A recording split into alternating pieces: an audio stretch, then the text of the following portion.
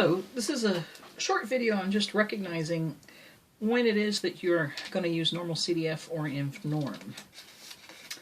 So before we begin, I want to just make a point that the way you recognize values is there are numbers that are associated with units. So for example, here we have degrees Fahrenheit. That was something that was measured in physical reality, so those are units. 66 grams. Again, the grams are the units. Milligrams per deciliter, miles per hour, years. All of these are units, so all of these numbers then are recognizable as a value. And of course, percent has the percent sign, and proportion is understood to be a ratio, so those are different. So we're going to distinguish values from percents or proportions, and that's how we're going to be able to tell which function we're supposed to use, Normalcdf or InvNorm. So if you're going to use Normalcdf when you're given two values, and again, you're going to recognize those by the units, and you're asked for a percent or proportion. And one thing to note is sometimes the questions will ask, what percent of the values will be, let's say, the 212 milligrams per deciliter or more. That word, those words, or more, indicate that's the other value, meaning or higher towards infinity. And or less is the second value. And then you use InvNorm when you're given a percent or proportion, and then you're asked for a value. So we're going to go through three examples. I'm not going to work them out. I'm just going to go ahead and show you how you recognize it. About the only thing I'm going to do is set up the distribution so that you can see more or less where when we're drawing pictures, you see what looks accurate. So for example 1, the monthly internet fees for US is normally distributed with mean 52 and standard deviation 6. So if I were to draw the distribution, I'd have 52 in the center where the mean is. And I just keep adding 6, so I get 58, 64, 70, and then here 46, subtract 6, subtract 6, subtract 6. There's my distribution.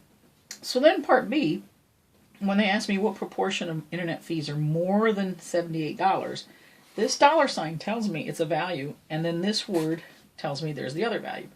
And so as a picture, what I'd be looking for is, of course, it's way off the chart. It would be over here at 78 or more. So I would be saying $78 and higher, and this is going to be a Normalcdf problem. Okay. Now here in part C, what percent of monthly internet fees are between $47 and $61? Again, these are dollars, so I know we're dealing with values, and essentially what I'm looking for is here, about here is $47, and about here somewhere is $61, and I'm looking for the area here. So I'm given values. I'm going to have to convert those values into z-scores and then use Normalcdf. For D, the most expensive 15% of U.S. Monthly internet fees cost how much? Here I'm given a percent, so now I'm going to have to use InvNorm. And the idea is I really don't know exactly where I'm at. I just know on the top end because the most expensive are here. These dollars are greater than these dollars. So here I'm looking for somewhere in here the top 15%. And that's InvNorm. So when I put in InvNorm of 0.15, it'll give me a z-score, and then I'm going to convert that z-score to a value. E, what's the cost of the lower quartile? So the lower quartile is the lower, or the lowest, 25%. So really what they're giving you is a percent. So again, you're looking here, 25%, and you're going to use InvNorm. We'll go through a couple more examples, and hopefully that'll help you distinguish what kind of problem you have. So if we're looking at the lifetime of standalone freezers, and they're normally distributed, mean is 15, standard deviation 2, so you'd have 17, 19, 21, and then 13, 11, and 9. So we can just draw the pictures pretty well. What percent of freezers last less than 12 years? Again, these are units. So what I would be looking for is here's 12 years, or less.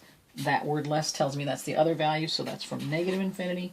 So in essence, I'm going to be converting these values into z-scores and using Normalcdf.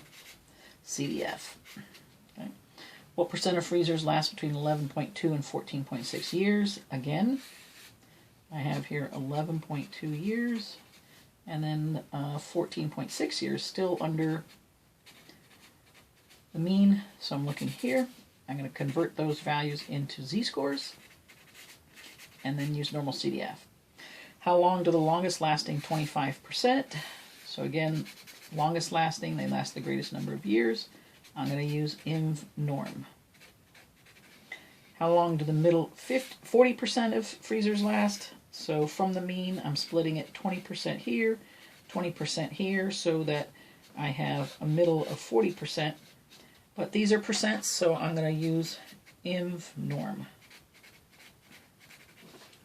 And finally, for our last example, suppose we're having manufacture a set of tires, and you have a normal distribution, 60,000 miles, and we'll just use understood K, and then go ahead and draw the distribution. So 64, 68, 72, and then 56, 52, 48, understood all thousands.